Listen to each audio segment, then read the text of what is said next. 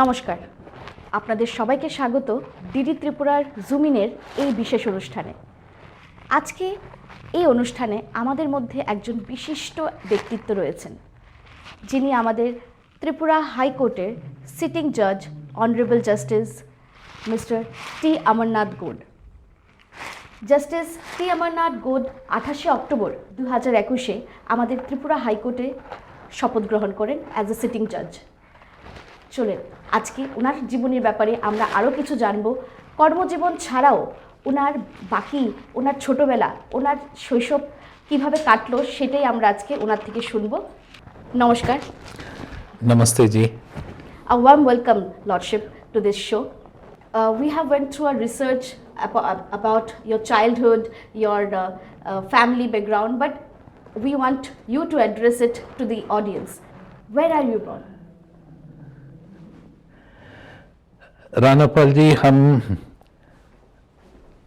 Secunderabad, Hyderabad, now Telangana state, earlier वो आंध्र प्रदेश था, और सिकंदराबाद में पैराडाइस नाम का जो सेंटर है, सिटी सेंटर, वहाँ पे हमारा जन्म हुआ।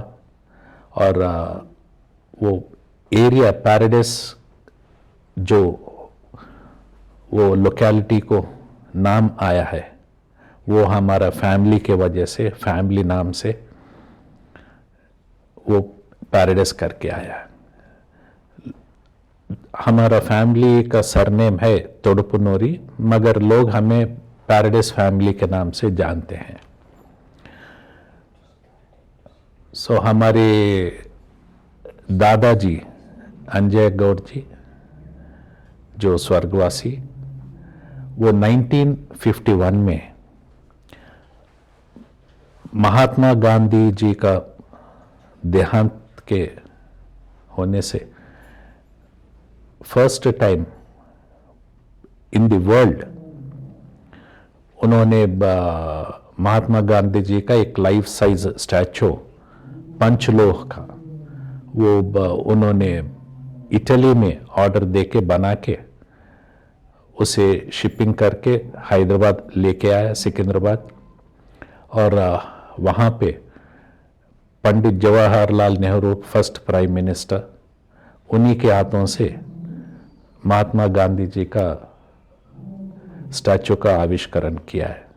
और ऐसा स्टैचू अभी तक पूरा वर्ल्ड में नहीं है। और उसी वजह से वो एरिया, वो रोड को महात्मा गांधी रोड बोलते हैं।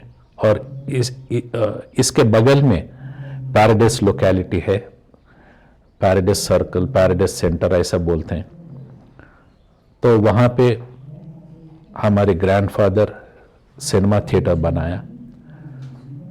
और उस ज़माने 1950s में उसका सीटिंग कैपेसिटी 1500 सीटिंग कैपेसिटी, और एसी थिएटर उस ज़माने में 1950 में।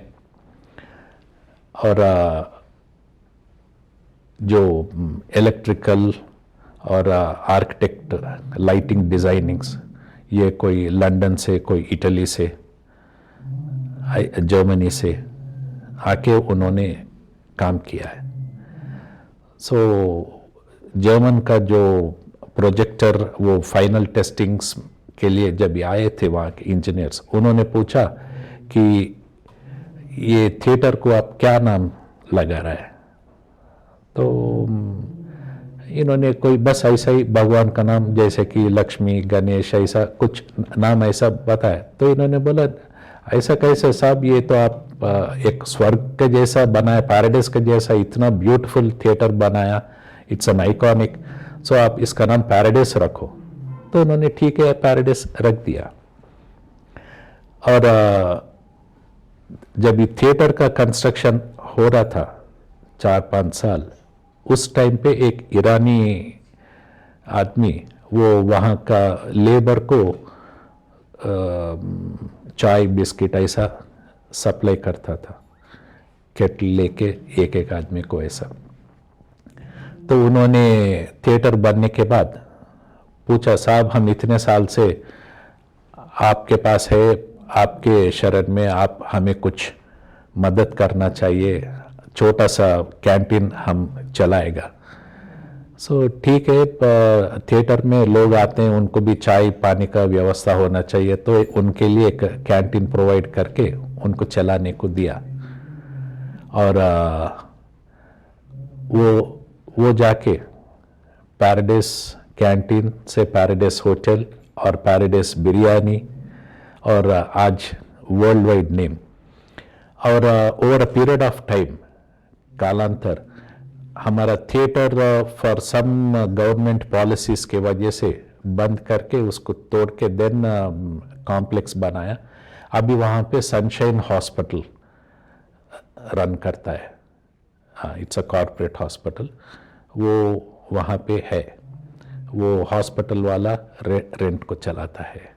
हाँ, और आजकल का जनरेशन को ये पैराडाइस एरिया, मतलब वो ये समझते पैराडाइस ये बिरयानी का होटल है, तो ऐसा ही नाम आ गया, मगर it starts from our family name, ऐसा है। और हमारे बाबूजी का नाम कृष्णा है, वो एग्रीकल्चर करते थे और उनका बिजनेस भी था, लिकर बिजनेस था। हमारा बाबूजी का ग्रैंडफादर का और फादर भी किया, एंड उन्होंने सिनेमा प्रोडक्शन भी किया, डिस्ट्रीब्यूशन, एग्जीबिशन। और माता जी सावित्री है। हम 4 ब्रदर्स और सिस्टर, आई एम सेकेंड। बस हमारी पढ़ाई सिकंदराबाद में सेंट पैट्रिक्स स्कूल में हुआ है, मिशनरी स्कूल कॉन्वेंट का, और intermediate Wesley boys junior college वो भी सिकंदराबाद में हुआ, and graduation Secunderabad college arts and science, Osmania university, वहाँ से बीएससी किया है। और लॉ शिवाजी लॉ कॉलेज में औरंगाबाद मराठवाड़ा यूनिवर्सिटी से किया है। एंड मेरी धर्मपत्नी निर्मला हाउसवाइफ, और 2 बेटी बेटा। बड़ा बेटी लावण्या डॉक्टर है और दामाद मैकेनिकल इंजीनियर किया, और वंशी कृष्णा ही इज़ अ पायलट। और 2 ग्रैंडसन है, कनिष्क और देवांश, जो 10 and 5 years। दूसरी बेटी अखिला और साई किरण, सन इन लॉ, अमेरिका में रहते हैं, सॉफ्टवेयर इंजीनियर्स, और रिसेंटली उनका बच्चा हुआ है, Abhiyan, grandson. He was here in Tripura for a couple of weeks. हाँ, और बेटा Kartikeya, he is a practising lawyer, और बहू Diksha, she is a doctor. So बस परिवार ऑल प्रोफेशनल्स सेटल्ड। आपका बचपन कैसा था? अगर आप हम लोगों को बता सकते हैं कि आपके बचपन में आपके मेमोरीज, आप कैसे बड़े हुए, किन किन लोगों के मीन्स आपका फैमिली में कौन कौन थे तब? हमारा बहुत बड़ा family, like extended joint family के जैसा, और there were so many children to play around, और हमारा पूरा बचपन नेचर के साथ जुड़ा हुआ था। जैसे कि झाड़ पे चढ़ना, फल लेना, और मिट्टी में खेलना, जैसे गिल्ली डंडा और लट्टू और क्रिकेट, फुटबॉल, जैसे एनीथिंग।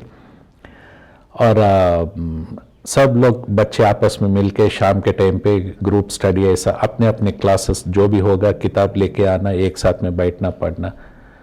सो और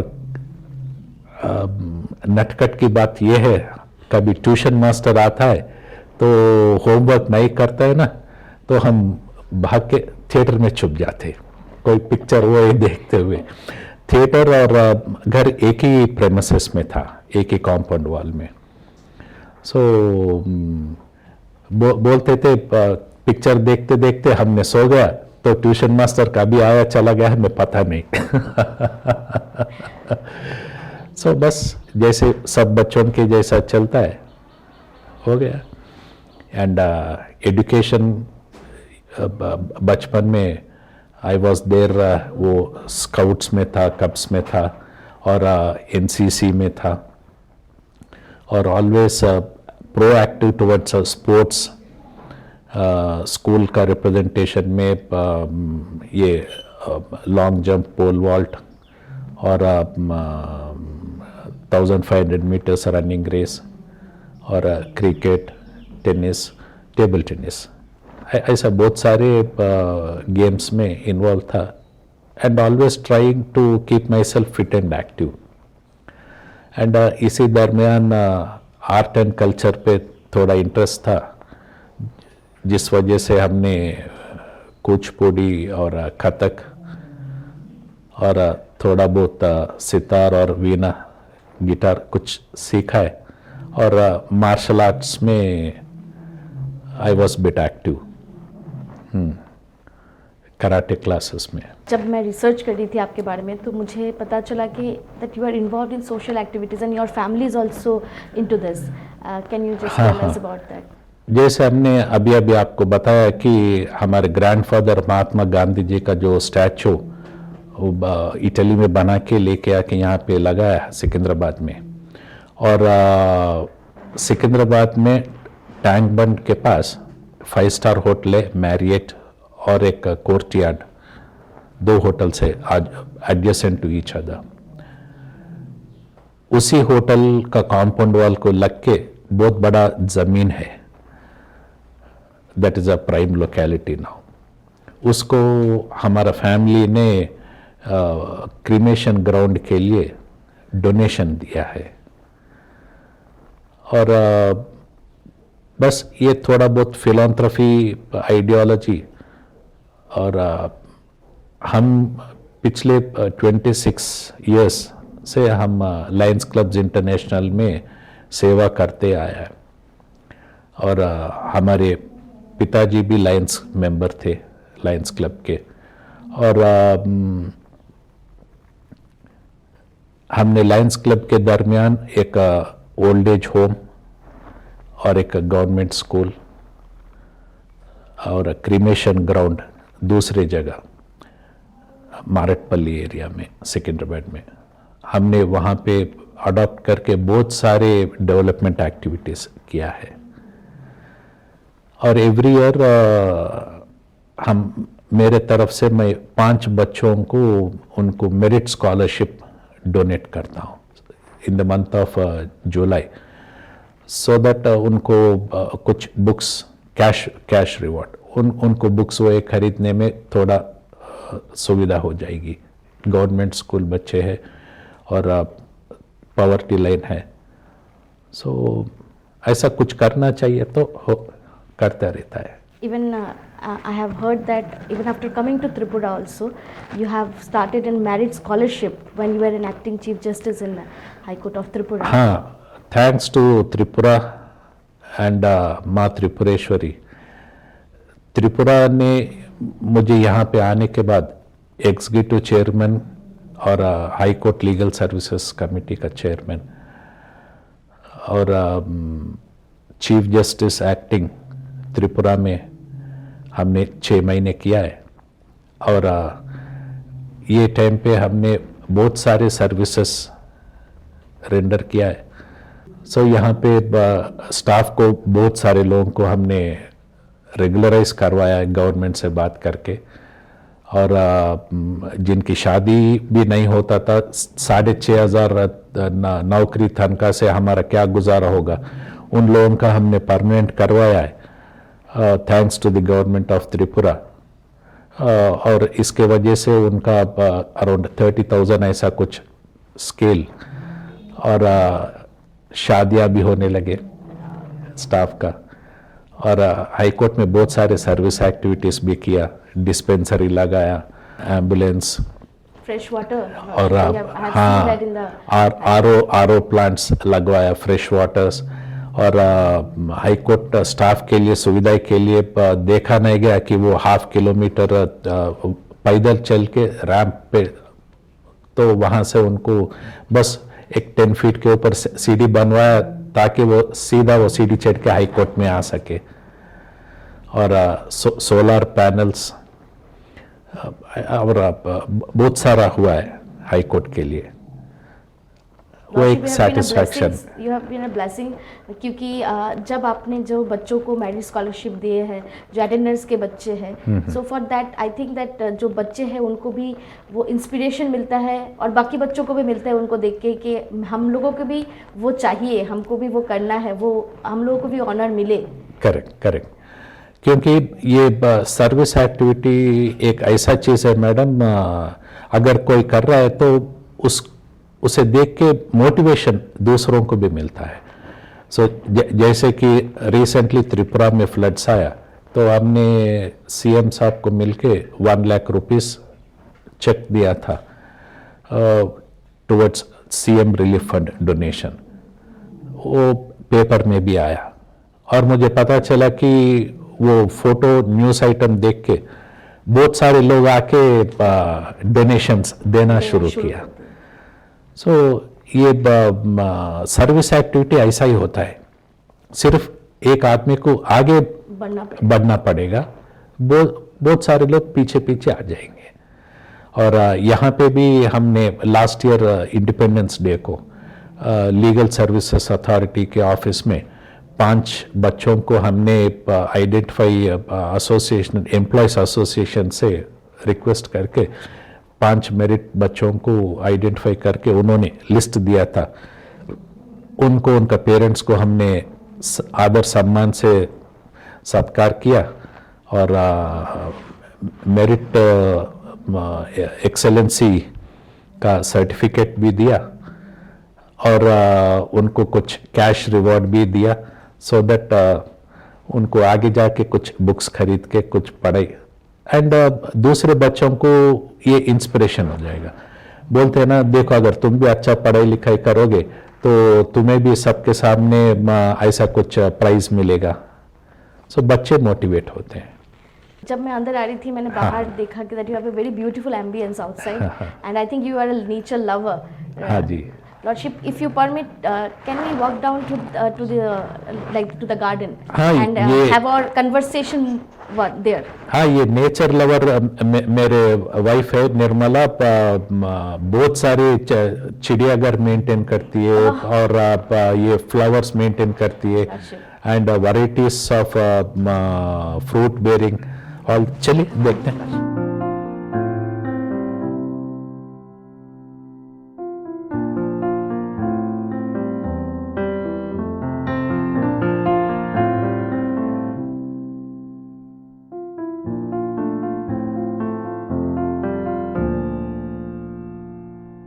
लॉर्डशिप, ये जो आपका करियर है एडवोकेसी में, वो आने से पहले आपका मीन्स एडवोकेसी में आने का शौक था या फिर यही आपका पूरा मोटिव था कि आपको एडवोकेसी में ही जाना है, या फिर दूसरा कुछ आपका इच्छा था? इनिशियली मुझे लॉ करने का कोई आइडिया ही नहीं था। सोचा था मेडिसिन करके डॉक्टर बन जाए, तो उतना मेरिटोरियस नहीं था तो एडमिशन नहीं हुआ, नहीं कर पाया। और मास्टर ऑफ बिजनेस एडमिनिस्ट्रेशन में एडमिशन मिला तो वो दूसरा बाहर आउट स्टेट यूनिवर्सिटी में तो जा नहीं पाया। देन एकेडमिक ईयर वेस्ट हो रहा था हमारा। हमने सोचा कि वेस्ट ना हो जाए एकेडमिक ईयर, आगे क्या पढ़े। हमारे मौसा जी थे, वो वकालत कर रहे थे हाई कोर्ट में, ईश्वरिया जी, बाद में वो जज बने।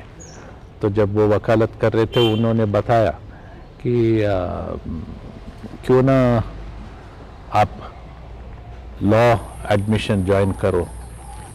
तो हमने सोचा चलो ठीक है, तो उन्होंने कह दिया लॉ ज्वाइन करते हैं। और उस्मानिया यूनिवर्सिटी में बस 1-2 दिन पहले लास्ट डेट ख़त्म हो गया था, सो एडमिशन्स बंद, फिर एकेडमिक ईयर फिर वेस्ट होने का था। सो हमने सोचा कहीं और, उन्होंने बताया यूनिवर्सिटी में, उस्मानिया यूनिवर्सिटी में, कि मराठवाड़ा यूनिवर्सिटी औरंगाबाद, वो वहाँ पे आपको एडमिशन्स मिलेगा, बहुत सारा लोग यहाँ से वहाँ जाएगा अगर यहाँ पे नहीं मिलता है। सो हमने वहाँ पे जाके Shivaji law college Parbhani Aurangabad Marathwada university से लॉ कंप्लीट किया। बस उसके बाद प्रोफेशन। आपका जो एडवोकेसी जर्नी था वो कौन से ईयर से स्टार्ट हुआ? 22 फरवरी 1990। सो बस करीब करीब है, अभी अगेन एनिवर्सरी आएगा। एनिवर्सरी आएगा। सो हमने लॉ ज्वाइन किया, प्रैक्टिस में ज्वाइन किया, प्रोफेशन में, हाई कोर्ट में, लोअर कोर्ट्स में, सिविल, क्रिमिनल, सब हर तरीके का केसेस आपने हैंडल किया। हमने हैंडल किया। आपको क्या चैलेंजेस फेस करने मिला जब आपने एडवोकेसी ज्वाइन किया as an advocate? As an advocate जब हमने, फर्स्ट ऑफ ऑल चैलेंजेस तो ये है,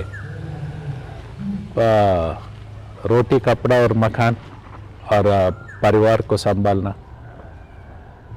और just before becoming a lawyer, उस टाइम हमारा कोई कुछ टाइम प्राइवेट सर्विस भी किया था, जहाँ पे 4000 की नौकरी थी हमारी।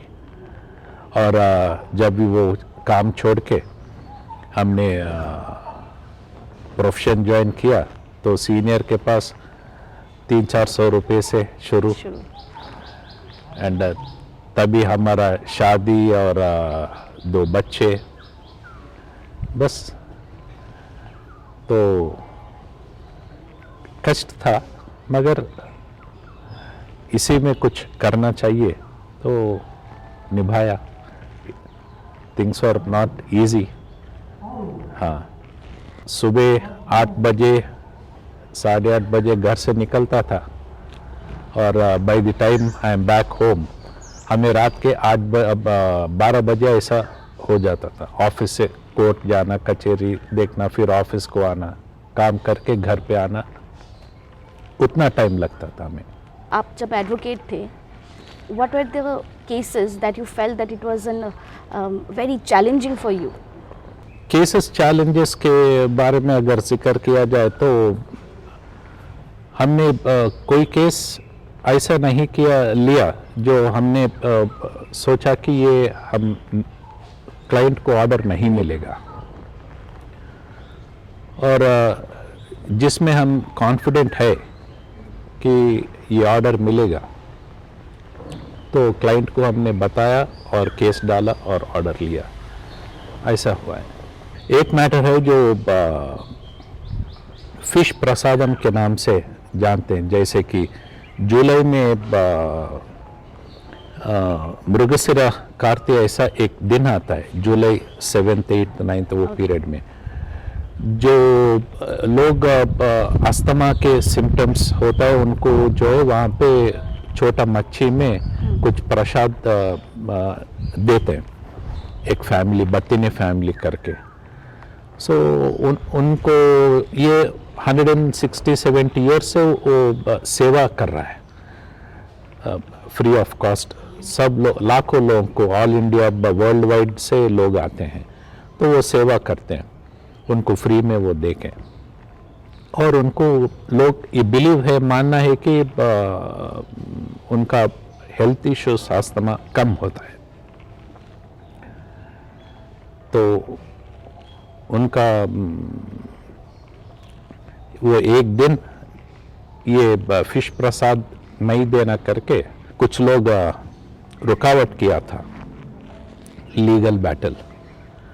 सो वो कई साल चला, और every year we were successfully organizing it, and वो काम अच्छा चला, वो जनहित में सेवा था, सेवा चला, और अभी भी चल रहा है। एडवोकेसी का तो आपका करियर, आपने जैसे बोला, चैलेंजिंग भी था और आपने बहुत इसमें आपका मन भी था कि इसमें कुछ करना है करके आपने अपना जर्नी आपने मूव फॉरवर्ड किया। आफ्टर दैट आपकी journey as a justice, as a जज, वो कब से स्टार्ट हुआ? 2016 में हमारा कंसेंट लिया गया था कॉलेजियम से कि जज बनोगे, तो हमने हाँ कंसेंट दिया था। और यूजुअली 6 to 8 मंथ्स में रूटीन मैनर में जो है वो प्रोसेस हो जाएगा, but for some forces acting against, so थोड़ा डिले हुआ है, मगर हम कामयाब हो चुके थे। सो मार्च अप्रैल 2016 से इट टुक सितंबर 2017 हमारा वारंट ऑफ अपॉइंटमेंट आके हम जजशिप का प्रॉमिस लिया, ओथ लिया था। और 2017 से तेलंगाना हाई कोर्ट में हमारा फर्स्ट अपॉइंटमेंट हुआ और अक्टूबर 2021 में हम ट्रांसफर होकर त्रिपुरा आए और बस अभी त्रिपुरा में है, सुख शांत। आप तो देख रहे हैं। लॉर्डशिप, जब आप तेलंगाना में थे, हाँ, आपको क्या लगा कि तेलंगाना और जो त्रिपुरा हाई कोर्ट है, जैसे आप लोग का Tripura high court is higher in the disposal rate right now in all over India, हम लोग के यहाँ पर पेंडिंग केसेस नहीं है, जो ईयर के केसेस है वही है अभी। तो आपको क्या लगता है कि त्रिपुरा और तेलंगाना में कौन से डिफरेंस आपको लगा कि है, कुछ ऐसे डिफरेंस जो आप हम लोग को हाईलाइट कर सकते हैं? ऐसा कोई Telangana high court Tripura high court करके किसी में अंतर देखना नहीं चाहिए। बस तेलंगाना हाई कोर्ट अपने जगह मस्त है और त्रिपुरा हाई कोर्ट अपने जगह मस्त है। जो भी एडवोकेट्स और वहाँ का काम, टाइप ऑफ लिटिगेशंस, वो सब उनके हिसाब से जो है वो ठीक चलता है। और यहाँ पे त्रिपुरा में भी अच्छा है, अच्छे एडवोकेट्स है और बार ठीक है, ब्रदर जजेस, स्टाफ सब ठीक है। और in so far as litigation is concerned, वहाँ पे पेंडेंसी बहुत है। हाँ, जब भी हमने तेलंगाना से ट्रांसफ़र होके यहाँ पे आया था तो वो तकरीबन 2,30,000 केसेस था पेंडिंग। और हमारे फेयरवेल एड्रेस में चीफ जस्टिस साहब ने ओपन कोर्ट में 2,36,000 केसेस का वो जिक्र करते, वो उन्होंने बताया Amarnath has disposed of as many as 87,957 cases, ऐसा बोलते। एक सेकेंड उनका आवाज़ रुक गया था कि ये नंबर एक आगे गिरा या पीछे गिरा है। So whether this amount of disposal was possible, ऐसा। और रजिस्ट्रार लोग ने बताया कि हम 4 बार ये वेरिफिकेशन किया है और ये करेक्ट है। सो दैट वे हमने तेलंगाना हाई कोर्ट में more than 40% of the disposal हमने किया है। और जब भी हम त्रिपुरा ट्रांसफ़र होके आया यहाँ पे देखा तो 10 साल पुराना केसेस पेंडिंग था 2014 से। और हमने आज गर्व के साथ कहेगा कि हम यहाँ आए हुए 3.5 years है और पिछले 2 बरस से सुप्रीम कोर्ट ने जर्नल रिलीज़ किया है और इस जर्नल में त्रिपुरा हाई कोर्ट का नाम, त्रिपुरा स्टेट का नाम नंबर 1 पोजीशन पे है। क्योंकि हमारे यहाँ पेंडेंसी सिर्फ लेटेस्ट एक साल का ही चलता है 2024, which we don't consider as pending Pending. At all. Pendency का मतलब 3 साल 5 साल पुराना है, यहाँ तो उतना पुराना केसेस नहीं है।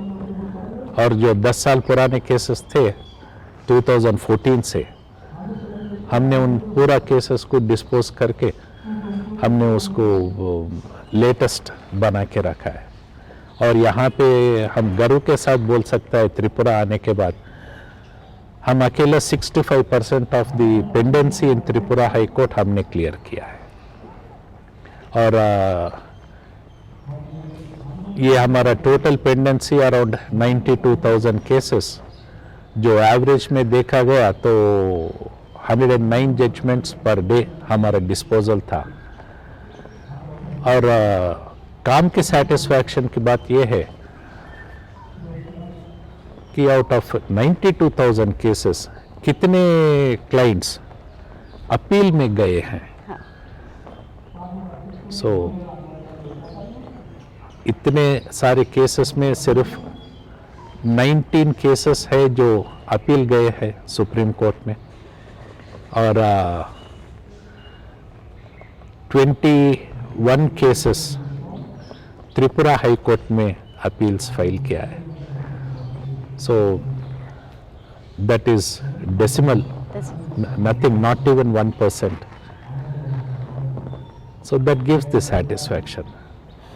आपने बार में भी काम किया, अभी आप बेंच में है sir. What is the bar bench relationship that you can understand like throughout this whole year you have served? See, there are two stages. One should not forget कि ये दो स्टेजेस के बारे में, एक advocate और एक जज। ये इंसान को भी अप्लाई करता है, नॉट इवन लॉयर और जज। हम जो समझते हैं कि जिस तरीके से एक इंसान हमें ट्रीटमेंट आगे वाला करेगा तो हम उससे खुश होगा और दुखी नहीं होगा, उसी तरह अगर हम आगे इंसान को भी खुशी से अगर हम देख सकते हैं, इज्जत से देख सकते हैं, तो प्रॉब्लम ही नहीं होगा। सो एक वकील यही एक्सपेक्ट करता है कि ऑर्डर देना नहीं देना बात की बात है, मगर जज साहब हमें कोर्ट में सुने, हमें थोड़ा बहुत इज्जत दे, क्योंकि और केस प्रेजेंट करने का मौका दे, दैट्स ऑल। सो वो तो देना चाहिए, उनका हक है, तो देते हैं। और उसके बाद में जो ऑर्डर जज को पास करना है उसमें वकील दखल अंदाजा नहीं करेगा। जो ऑर्डर पास करना है रिकॉर्ड और लॉ के हिसाब से जज ऑर्डर पास करेगा। सो ये अगर अब बैलेंस चलता रहेगा, सो बेंच एंड बार का रिलेशन ठीक रहेगा। सब अपने अपने मर्यादा मेंटेन करना चाहिए। Throughout the career as a जज इन योर जजशिप, आपको कैसे लगा कि कौन से ऐसे केसेस हैं जो आपको लगता है कि चैलेंजिंग भी थे एंड वो आपने बहुत अच्छे से आपके हिसाब से कि ये हम लोग I am satisfied by giving the judgments in some challenging cases, ऐसे कुछ केसेस आए आपके जीवन में? तेलंगाना में ऐसा चैलेंजिंग केसेस नहीं था जो हम शेयर कर सके, बट त्रिपुरा में हाँ, त्रिपुरा में यहाँ पे डेथ पेनाल्टी केस, वो केसेस को हमने डील किया। और किसी केसेस में हम एक्विटल भी दिया और किसी केसेस में डेथ पेनाल्टी को लाइफ में कन्वर्ट किया और किसी केस में 20 इयर्स ऐसा किया। सो वो मैटर्स जब भी हम डिसाइड करते हैं ना, मोस्टली इन पॉक्सो केसेस, तो ऐसा लगता है कि हाँ ये केस में कुछ न्याय हुआ है, बिकॉज छोटे बच्चे बोल नहीं पाते और यहाँ पे त्रिपुरा में फोरेंसिक और इन्वेस्टिगेशन का काबिलियत थोड़ा कमज़ोर है और इसी समय कभी कभी हमें in between the lines read करना पड़ता है और थोड़ा बहुत कंसर्न बताना पड़ता है अबाउट द केस और सुप्रीम कोर्ट ने क्या जजमेंट्स दिया ये एंगल में देख के हमें डिसाइड करना पड़ता है और एक ऐसा तहलका मचा था त्रिपुरा में हम आने से पहले पूरा न्यूज़पेपर्स में चैनल्स में कि एक औरत को 8 लोग मिलके रेप किया है और पूरा न्यूज़ चैनल्स पेपर्स में और जब ये हम केस देख के हमने डिसाइड किया कि ये रेप नहीं था ये कंसेंशुअल था सो हमने सब कुछ छोड़ दिया था और एक मैटर में घर की बहू को डेथ पेनल्टी हुआ था उसका पति को केरोसिन डाल के जला के मार देने का आरोप था उस पे तो वो पूरा रिकॉर्ड देख के हमने उसका डेथ पेनल्टी को हम एक्विटल करके छोड़ दिया तो ये 2 केसेस में हमको जब डिसाइड करने में 1-2 दिन थोड़ा मन में उसके बारे में सोचना विचार करना था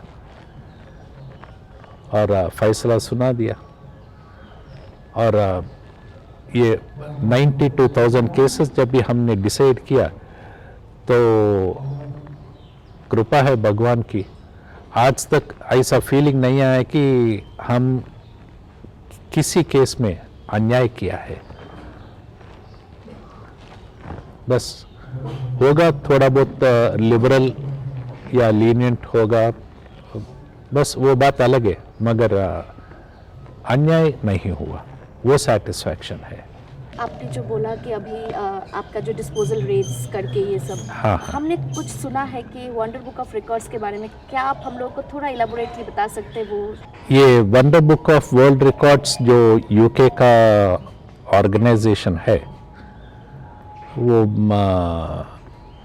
उन्होंने कई उड़ती खबर सुना है कि जस्टिस अमरनाथ इतने सारे केसेस किया है और कुछ अपील्स भी नहीं है तो उनको लगा ये ऐसा कैसा हो सकता है एक आदमी इतना केसेस देगा जजमेंट्स और अपील्स भी नेग्लिजिबल अमाउंट है तो उसके हिसाब से उन्होंने थोड़ा बहुत इंक्वायरी करके उन्हें हमसे मुलाकात किया और बातचीत करके उन्होंने वंडर बुक ऑफ रिकॉर्ड्स में हमारा नाम चढ़ाया सर्टिफिकेट हैज़ बीन गिवन कि हाईएस्ट डिस्पोजल जुडिशियल एक्सेलेंस का एक सर्टिफिकेट अवार्ड दिया था उन्होंने ये जुडिशरी में ऐसा पहली बार किसी जज को रिकग्निशन मिला है We are so proud that you are here with us in हाँ Tripura High Court. ये सब माता त्रिपुरेश्वरी की जो कृपा है हम यहाँ पे आए और यहाँ पे एग्जीक्यूटिव चेयरमैन लीगल सर्विसेज है और यहाँ पे इतने सारे हम वर्क्स टेकअप किया है और इसके लिए मुझे मेरा लायंस क्लब्स इंटरनेशनल में जो हम member है you are into the social service for so long. सो वो पूरा मुझे मेरा पर्सनल एक्सपीरियंस यहाँ पे काम में आता है सो हमने एक डॉक्यूमेंट्री फिल्म भी बनाई ये भी इंडिया में फर्स्ट टाइम ऐसा कोई जज executive chairman legal services authority के रहते हुए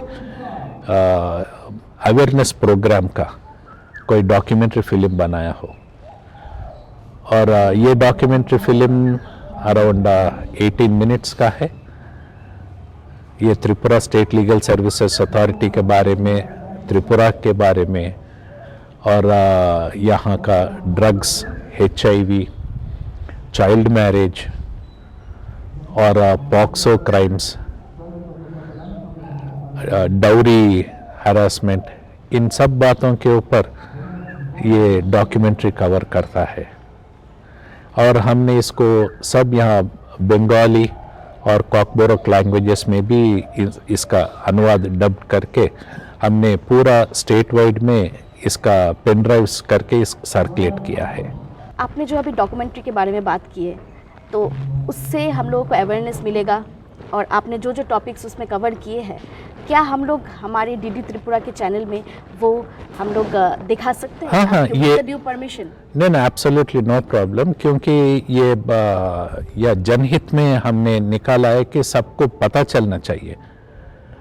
और ये डॉक्यूमेंट्री अगर आप दूरदर्शन में भी प्ले कर सकता है, so entire state of Tripura will know, सबको पता चलेगा कि ये अवेयरनेस के बारे में। सो एक अच्छा चीज़ है, और आपके जरिए हर एक को अगर ये पता चलता तो खुशी की बात है, उनका फ़ायदा होगा, त्रिपुरा सिटीजन्स का फ़ायदा होगा। TSLSA also initiates campaigns on awareness programs on 3 new criminal laws, mediation process, coordinating with lawyers, judiciary, media and other stakeholders. A few important points to note here. TSLSA has conducted more than 1800 legal awareness programs in the last 1 year on various laws, and more than 3 lakh people attended these programs. TSLSA caters to the needy, making them aware of free legal consultation through setting up of ADR, Alternative Dispute Resolution Centers. ADR centers include mediation, arbitration and neutral evaluation.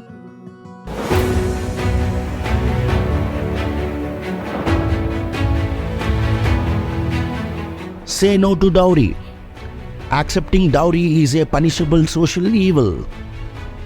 हम लोग बैठे हैं, थोड़ा हम लोग अगर आपका permission हो तो हम लोग चल के थोड़ा बात कर सकते हैं? हाँ, why not? Yes. How do you manage your personal and the professional career together, because you are so busy? No, for this, for any successful man, I can proudly say that a woman is always there, and she is the driving force. और मेरे life में मेरी wife जो है, जब से हमारी शादी हुई है और हमने वकालत का काम शुरू किया है, हमारा ज़्यादा समय तो क्लाइंट्स, कोर्ट, कचहरी, ऑफिस, बस ऐसा ही चलता रहा था। और हमें सैटरडे संडे की भी छुट्टी नहीं थी, काम था। और कोई फेस्टिवल्स में भी अगर दिवाली शाम में है तो सुबह ऑफिस में बैठो, अगर गणपति पूजा सुबह में है तो शाम में ऑफिस में बैठो। सो ऐसा चलता था।